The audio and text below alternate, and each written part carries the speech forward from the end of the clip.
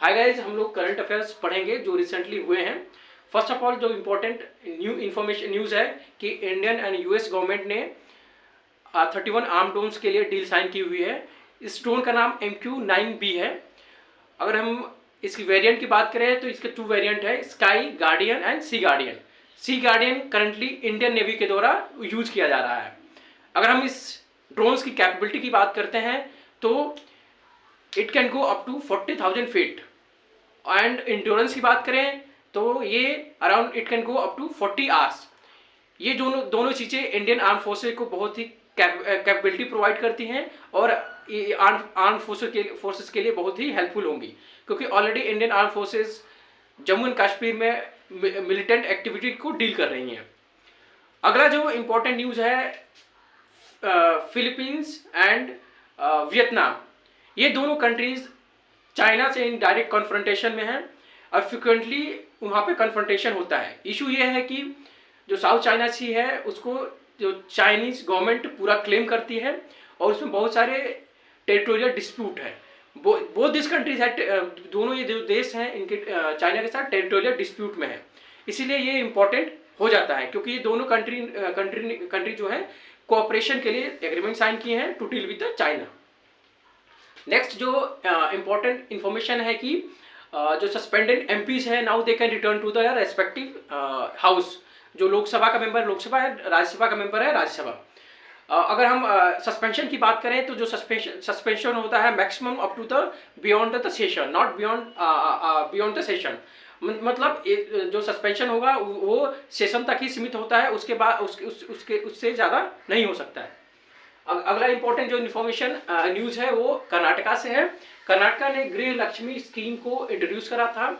ये एक welfare scheme थी और ये कांग्रेस की पोल प्रॉमिस था। साथ में एक शक्ति स्कीम को भी उन्होंने इंट्रोड्यूस करा था और ये जो इम्पोर्टेंट जो स्कीम से काफ़ी अट्रैक्टिव रहे हैं कर्नाटका में। When we talk about the welfare of the people, जो गृह लक्ष्मी स्कीम है ये अराउंड ये 2,000 रुपये पर मंथ जो वुमेन हेड हैं बीपीएल फैमिली को प्रोवाइड करते हैं।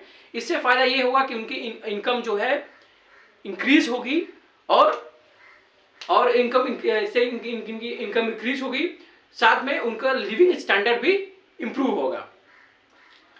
रिसेंटली बांग्लादेश जो है टर्मोइल में है और वहाँ पे इलेक्शन हुए हैं और काफ़ी विवादों में रहा है और बहुत सारे वेस्टर्न कंट्रीज ने इस जो इलेक्शन है इसको काफ़ी क्रिटिसाइज भी किया है, क्योंकि जो करंटली जो अवामी लीग ने इस पोल को जो इलेक्शन हुआ था उसमें उसकी लैंडस्लाइड विक्ट्री हुई है।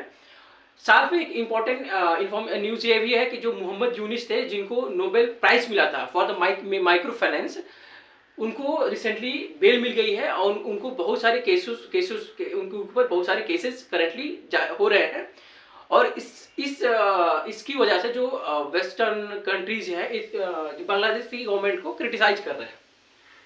रिसेंटली जो सेंट्रल गवर्नमेंट ने central research institute of yoga and naturopathy का स्टैब्लिश किया है इन द डिब्रूगढ़ आसाम। ये नॉर्थ ईस्ट का पहला ऐसा सर्च इंस्टीट्यूशन है और ये काफ़ी हेल्पफुल होगा लोगों के लिए, क्योंकि ये नेचुरोपैथी से रिलेटेड जो भी सर्विसेज होंगे उनको प्रोवाइड किया जाएगा। रिसेंटली ईरान ने भी 3 सैटेलाइट लॉन्च किए हैं, ये काफ़ी इंपॉर्टेंट हो जाता है। रीज़न ये है कि जो ईरान है इनडायरेक्टली मिडिल ईस्ट में जो कॉन्फ्लिक्ट है specially between Israel and between Hamas, ये इनडायरेक्टली इन्वॉल्व है और इसने अभी रिसेंटली 3 सैटेलाइट को लॉन्च किया है। ये जो सैटेलाइट है ईरान के आर्म जो फोर्सेस है उनकी कैपेबिलिटी को इन्हेंस करेगा, इस वजह से ये इम्पॉर्टेंट हो जाता है। धन्यवाद।